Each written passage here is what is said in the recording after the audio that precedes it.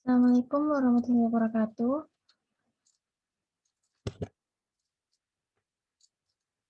Pada video kali ini, saya akan membahas beberapa pertanyaan dari materi pengantar topologi tentang titik limit, keterhubungan, dan subruang. Sebelumnya, perkenalkan nama saya Fahma Mukjizatul Qur'ani, NIM 186100060.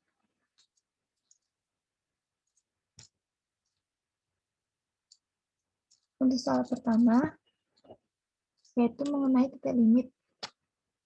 Apa itu titik limit suatu himpunan?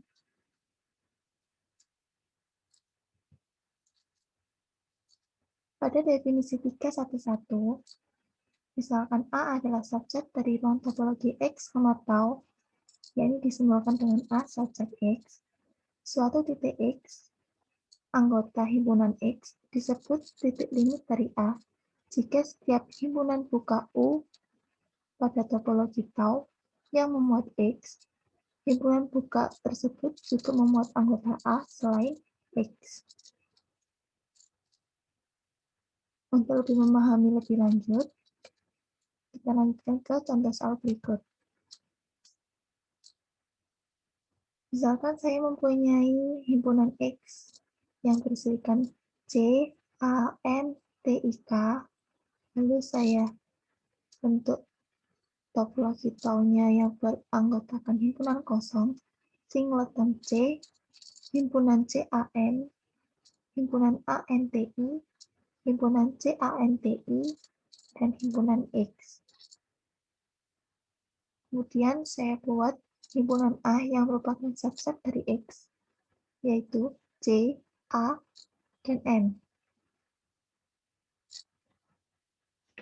Untuk mengetahui apakah titik X adalah titik limit dari A, maka kita harus melihat setiap himpunan buka yang ada pada tau. Apakah himpunan buka tersebut memuat anggota A selain X? Pertama, ambil A anggota X. Kita lihat pada tau, himpunan buka di tau yang memuat A ada himpunan CAN, himpunan ANTI, himpunan CANTI, dan himpunan X. Apakah himpunan-himpunan buka ini memuat anggota himpunan A selain A?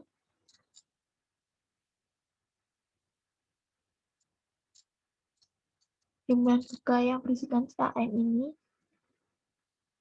terdapat C dan N yang merupakan anggota A selain A.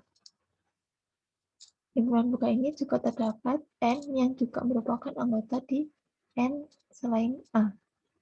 Himpunan CANT ini juga terdapat C dan N yang juga ada pada A. Jadi A adalah titik limit dari himpunan A. Selanjutnya kita lihat apakah titik N adalah titik limit dari A. Himpunan buka di tau yang memuat N. Ada himpunan CAN, ada himpunan ANTI, ada himpunan CANTI, dan himpunan X. Pada himpunan buka pertama ini terdapat C dan A yang juga merupakan anggota himpunan A. Kemudian di sini juga ada A yang merupakan anggota dari himpunan A. Di sini juga ada C dan N, C dan A yang juga ada pada A. Dan di X juga ada C dan A yang ada pada himpunan A. Jadi, N ini adalah titik limit dari himpunan A. Selanjutnya adalah himpunan buka di tau yang memuat T. Di sini yang memuat T ada himpunan ANTI, himpunan CANTI, dan X. Kita lihat apakah himpunan buka ini memuat anggota A selain T. Ya, di A ada A dan N. Di sini juga CANTI ada C, A, dan N yang ada pada himpunan A. Sehingga T adalah titik limit dari A. Himpunan buka di tau yang memuat I. Di sini ada himpunan ANTI, ada himpunan CANTI, dan himpunan X. Apakah pada himpunan buka ini terdapat anggota A selain I? Ya, di sini ada A dan N. Pada himpunan ini juga ada C, A, N yang merupakan anggota dari A, sehingga I adalah titik limit dari A. Untuk mengetahui apakah titik X bukan titik limit dari A, maka kita perlu menunjukkan bahwa ada himpunan buka pada topologi tau yang memuat X, tapi ia tidak memuat anggota A selain X. Contohnya kita ambil C yang merupakan anggota X. Lalu kita lihat himpunan buka di tau yang memuat C. Ada singleton C, dan himpunan CAN. Nah, di sini ada singleton C yang merupakan anggota tau, di mana singleton C ini memuat C, tetapi ia tidak memuat anggota A selain C. Jadi pada singleton C ini, dia tidak memuat A ataupun N, sehingga C ini bukan merupakan titik limit dari himpunan A.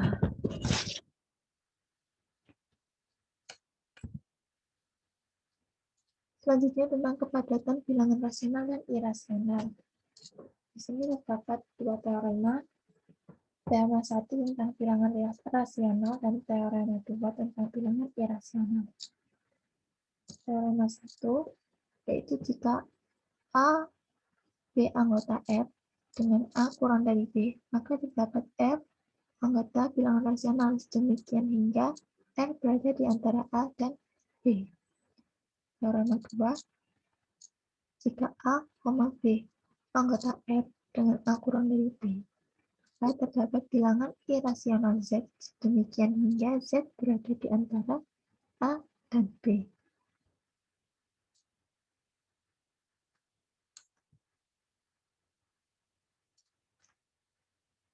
Lalu jika ada pertanyaan, tunjukkan bahwa R Wonky yang merupakan himpunan bilangan irasional padat pada R. Bagaimanakah cara membuktikannya? Sebelumnya, apa sih yang dimaksud dengan padat itu? Jadi misalkan ada A yang merupakan subset dari X.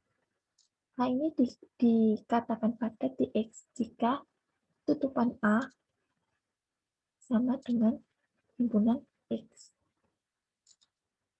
Jadi berdasarkan soal ini, seharusnya tutupan R Wonky sama dengan R. Untuk membuktikannya, kita menggunakan cara kontradiksi, yaitu kita asumsikan bahwa R Wonky tidak sama dengan R. Maka akan ada titik X yang merupakan anggota bilangan rasional. Karena R Wonky, karena kan tadi sebelumnya kita memakai cara kontradiksi, sehingga R Wonky tidak sama dengan R. Maka R Wonky ini adalah himpunan buka di R. Sebab ia bukan suatu tutupan lagi. Akibatnya, terdapat interval buka A, B, di mana A kurang dari B. Sehingga X ini anggota di interval buka A, B yang merupakan subset dari D. Tetapi dalam teorema kepadatan bilangan irasional sebelumnya terdapat Z yang merupakan anggota R Wonky, sehingga Z ini berada di antara A dan B. Maka Z adalah anggota dari R Wonky ini kontradiksi dengan Z yang berada di antara interval AB yang merupakan subset dari D. Jadi pengandaian ini salah.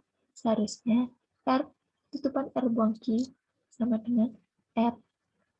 Dan dapat disebutkan bahwa himpunan bilangan irasional ini padat di X.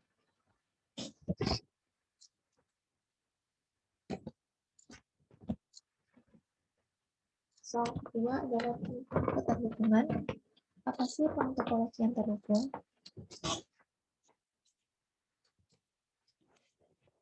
Berdasarkan definisi keterhubungan, X, tau dikatakan sebuah ruang topologi yang terhubung jika himpunan buka tutup pada topologi itu hanya X dan himpunan kosong. Jadi jika kita punya ruang topologi ini dikatakan bahwa dia itu terhubung kalau himpunan buka tutup di topologinya itu cuma ada X dan himpunan kosong. Contohnya, kalau topologi diskrit,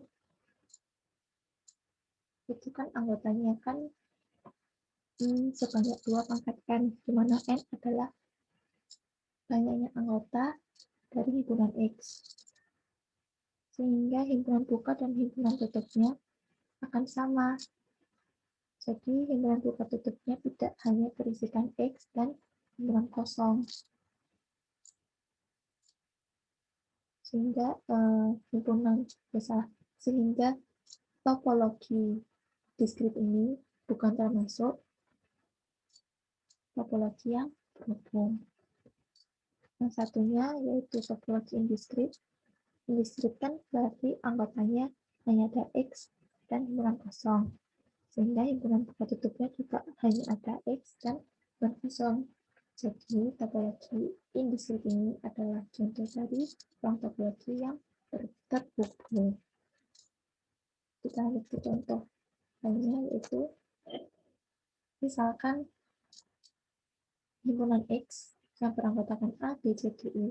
Kemudian saya buat tau 1 yang beranggotakan himpunan kosong, himpunan X, singkatan A, singkatan B, dan himpunan AB. Maka kita lihat himpunan bukanya adalah himpunan kosong, X, singkatan A, singkatan B, dan himpunan AB. Dan himpunan tutupnya yaitu komplement dari himpunan buka ada X, kemudian ada komplement X yaitu himpunan kosong, komplement singkatan A ada himpunan B, C, D, E, komplement singkatan B ada himpunan A, C, D, E, dan komplement himpunan AB ada himpunan C, D, E. Dari sini kita bisa lihat bahwa himpunan buka tutupnya hanya ada himpunan kosong dan himpunan X. Sehingga contoh pertama ini termasuk ruang topologi yang terhubung.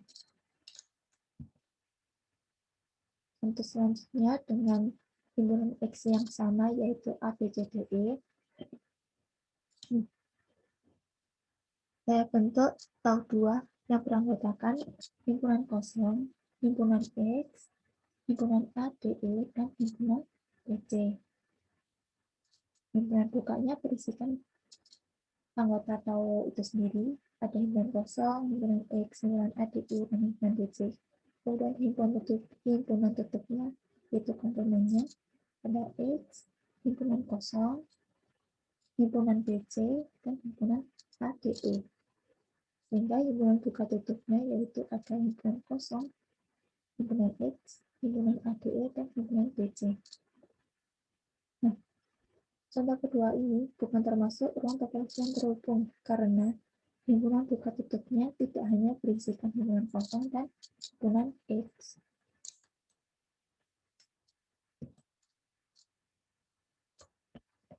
Selanjutnya, soal ketiga yaitu tentang subruang. Misalkan Y yang beranggotakan 1, 2, 3, 4, 5. Jelas bahwa Y ini adalah subset dari F. Tentukan subruang topologi yang diinduksi pada Y oleh topologi Euclid F. Dan buktikan bahwa topologi yang diinduksi pada Y merupakan topologi diskrit.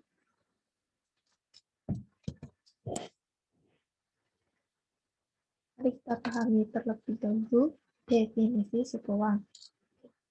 Misal Y adalah himpunan bagian tak kosong dari ruang topologi X, tau.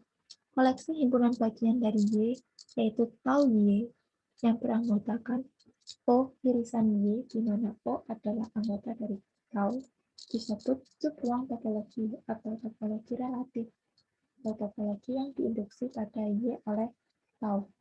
Dan Y, tau Y disebut subruang X, tau.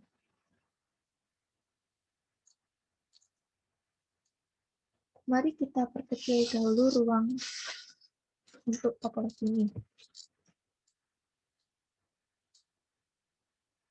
Misal saya perkecil ruangnya menjadi X, yang merupakan subset dari R, mana X ini berisikan interval buka 0,7, yaitu 1, 2, 3, 4, 5, 6. Sehingga Y adalah subset dari X, yang merupakan subset dari R. Lalu, saya bentuk topologi tau, yang merupakan topologi diskrit, seperti berikut.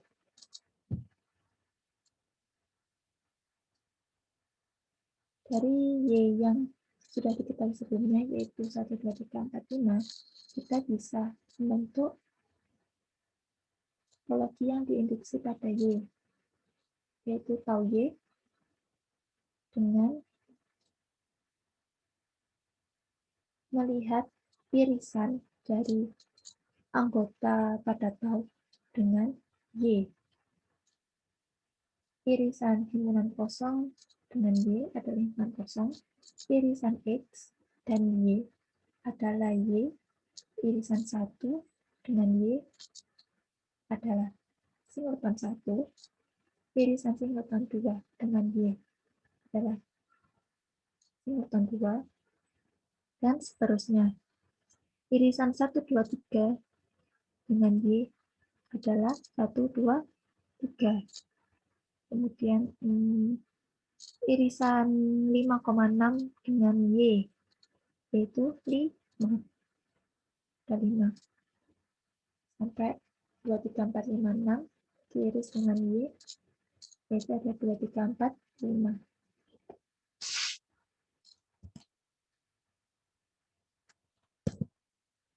Kemudian kita buktikan bahwa topologi yang diinduksi pada Y merupakan topologi diskrit. Berdasarkan definisi 119, misalkan X, tau merupakan ruang topologi dan setiap X anggota pada X dengan hitungan tunggal singleton X termuat di tau, maka tau merupakan topologi diskrit. Jadi suatu topologi disebut topologi diskrit apabila ia memuat singleton X, di mana X itu adalah anggota dari himpunan X. Untuk membuktikan bahwa topologi yang diinduksi pada Y, yaitu tau Y, adalah diskrit, yaitu dengan menunjukkan bahwa setiap singleton Y yang terbuka di tau Y, sehingga jika Y pada himpunan Y, maka singleton Y juga ada pada tau Y. Misalkan titik Y yang berada pada himpunan Y, sehingga bisa dibentuk singleton Y, yaitu interval buka Y-1, Y+1 diiris dengan Y. Tetapi interval buka ini terbuka di R, dan singleton Y terbuka di tau Y, maka tau Y adalah diskrit. Contohnya misalkan kita ambil titik Y yaitu 3. 3 ini merupakan anggota pada himpunan Y, dan singleton 3 yaitu berada di antara interval 2,4 diiris dengan Y. Hasilnya adalah singleton 3.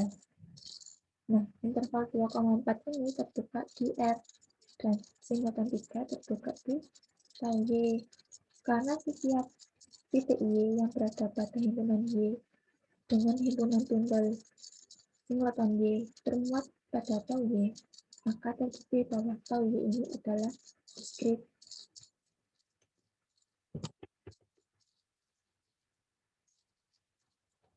Yang terakhir adalah jelaskan secara singkat kegunaan materi pengantar tabel C pada keilmuan lain selain matematika atau dalam kehidupan sehari-hari. Kayak misalkan nih, kita punya keinginan atau harapan atau cita-cita atau ingin beli sesuatu. Ya, kan kita nggak mungkin gitu diam aja sambil menunggu apa yang kita inginkan itu ada di depan mata. Tapi kita melakukan sesuatu agar mencapai hasil yang diinginkan. Nah, sama di sini kita harus membuat jembatan antara keinginan kita agar bisa mencapai hasil yang kita inginkan. Nah, jembatan ini kita isi dengan apa sih? Jembatan ini ya kita isi dengan, kalau dalam Islam kita isi dengan kita usaha, lalu kita berdoa kepada Allah, dan kita serahkan kepada Allah. Nah, dengan adanya jembatan ini, kita bisa melangkah menuju ke harapan kita agar terwujud. Nah, seperti itu. Kemudian contoh lain pada surat An-Nur ayat 45. Bismillahirrahmanirrahim. Dan Allah telah menciptakan semua jenis hewan dari air, maka sebagian dari hewan itu adalah yang berjalan di atas perutnya dan sebagian berjalan dengan 2 kaki, sedang sebagian yang lain berjalan dengan 4 kaki.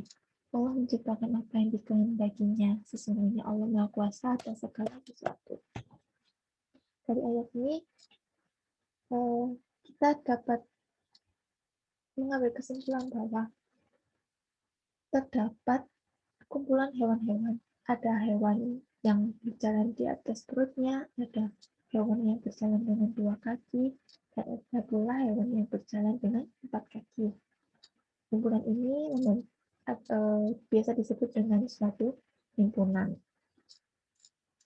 Lalu ada contoh lain dari ayat Al-Hujurat ayat 13. Bismillahirrahmanirrahim. Hai manusia, sesungguhnya kami menciptakan kamu dari seorang laki-laki dan seorang perempuan, dan menjadikan kamu berbangsa-bangsa, bersuku-suku, supaya kamu saling kenal mengenal. Sesungguhnya orang yang paling mulia di antara kamu di sisi Allah ialah orang yang paling takwa di antara kamu. Sesungguhnya Allah Maha Mengetahui lagi Maha Mengenal. Dari ayat ini juga sudah jelas bahwa kita itu terdiri dari ada kumpulan laki-laki, ada kumpulan perempuan, kemudian ada kumpulan berbangsa-bangsa, ada kumpulan suku, ras, dan lain sebagainya yang membentuk suatu himpunan, biasa disebut dengan himpunan. Nah, jika kita kaitkan dengan kehidupan sehari-hari ini, dalam kehidupan sekitar kita ini pasti memiliki perbedaan, entah dengan teman ataupun tetangga. Namun sesuai dengan semboyan kita yaitu berbeda-beda tetap satu jua, tetapi tetap satu jua. Maka meskipun kita berbeda suku, ras, agama, jenis kelamin, kita tetap harus menghormati sekitar kita. Kita tetap harus toleransi dan hendaknya saling membantu. Itulah keterkaitan dari ilmu teknologi dengan kehidupan sehari-hari dan ilmu lain selain matematika. Contohnya kalau di sekolah tadi pelajaran kewarganegaraan. Dan dari jawaban saya, jika ada kurangnya mohon dimaafkan. Wassalamualaikum warahmatullahi wabarakatuh.